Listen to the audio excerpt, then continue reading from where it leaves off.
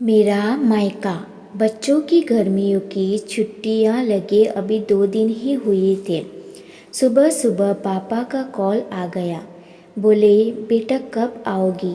मैंने अनमने मन से बोल दिया, पापा कुछ पक्का नहीं है, ऋषि टूर पर गए हैं, उनके आने के बाद देखती हूँ। पापा की आवाज़ रुआसी हो गई। बोले, बेटा तुम्हारी माँ नहीं है तो क्या हुआ? तुम्हारा मायका तो है और मैं तो हूँ। ऋषि से बात करो और जल्दी आ जाओ। जी पापा के आगे कुछ बोल ही नहीं पाई।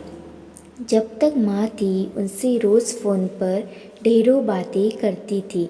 साल में एक बार गर्मी की छुट्टियों में मैं पूरे 10 दिन के लिए मायके जाती थी। वो सुख किसी जन्नत से कम नहीं होता था। बच्चों से ज़्यादा मुझे गर्मी की छुट्टियों का इंतज़ार रहता था। पर जब से माँ गई मेरा मायके जाना का मन ही नहीं करता। ऐसा लगता जैसे मेरा मायका ही ख़त्म हो गया। एक सूनापन, एक खालीपन सा मेरी ज़िंदगी में भर गया था। पापा एकदम शांत स्वभाव के थे और कम बोलते थे, पर सबकी ज़रूरत का पूरा ध्यान रखते थे। ऐसा नहीं कि मैं पापा को प्यार नहीं करती थी, पर बचपन से मैं माँ के ज़्यादा करीब थी, या यूँ कहूँ कि वे मेरे दिल के सबसे करीब थी। अपने सारे सुख दुख एक सहेली की भांति में उनसे साझा करती थी। आज सुबह सुबह पापा का कॉल आया तो उन्हें मना नहीं कर पाई। पापा का दिल रखने के लिए ऋषि से बोलकर अगले ही हफ्ते के टिकट करवा लिए और पहुंच गई मायके। जैसे ही दरवाजे पर पहुंची माँ की याद आ गई। ऐसा लगा जैसे वो अभी बाहर निकलकर मुझे गले लगा लेगी। सोच के आंखें भर आई। किंतु आज माँ की जगह पापा बाहें फैलाए मेरा इंतज़ार कर रहे थे। सालों बाद पापा को गले लगा के खूब रोई। पापा ने अपने आंसू छुपाते हुए प्यार से मेरे सिर पर हाथ फेरा तो दिल थोड़ा हल्का हो गया। बहुत दिन बाद पापा को देखा, कमज़ोर लग रहे थे।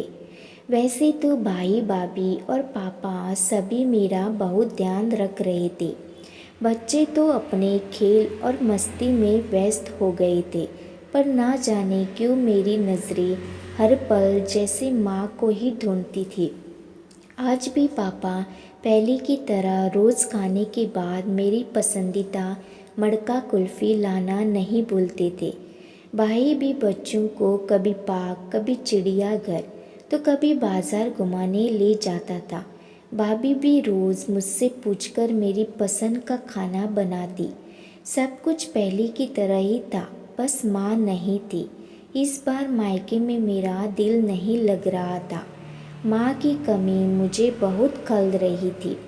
ऋषि को कॉल करके मैंने 2 दिन बाद का टिकट करवा लिया था। सबने मुझे रोकने की बहुत कोशिश की, पर मैं नहीं मानी। देखते ही देखते मेरे जाने का समय आ गया। आज शाम की ट्रेन से मेरी घर वापसी थी। मैंने सामान पैक करके रख लिया था, बस पापा का इंतज़ार कर रही थी। पापा ना जाने सुबह से बिना बिताए कहाँ चले गए थे। उनका मोबाइल भी नहीं लग रहा था। मन घबरा रहा था। बिना बताए आखिर गए कहाँ? इधर मेरी ट्रेन का समय भी होता जा रहा था। समय नहीं आ रहा था कि क्या करूं। तभी पापा का कॉल आया। बोले, गुड़िया तुम लोग स्टेशन पहुंच जाओ। मैं सीधे वहीं पहुंच रहा हूँ। हम लोग स्टेशन पहुंच गए। ट्रेन सही समय पर थी। पापा स्टेशन पर हमारा इंतज़ार कर रहे थे। उनके हाथ में एक बॉक्स था। उन्होंने मुझे देते हुए गले लगाया और बोले, इसे ही लेने गया था, इसलिए देर हो गई, संभाल के रखो। मैंने आश्चर्यचकित होते हुए पूछा, इसमें क्या है पापा? की आंखें भर आई। अपने आंसू पोंछते हुए बोले, तुम्हारी माँ का प्यार। कुछ समझती तभी ट्रेन आ गई। हमें ट्रेन में बैठा के पापा और भाई ने विदा कर दिया।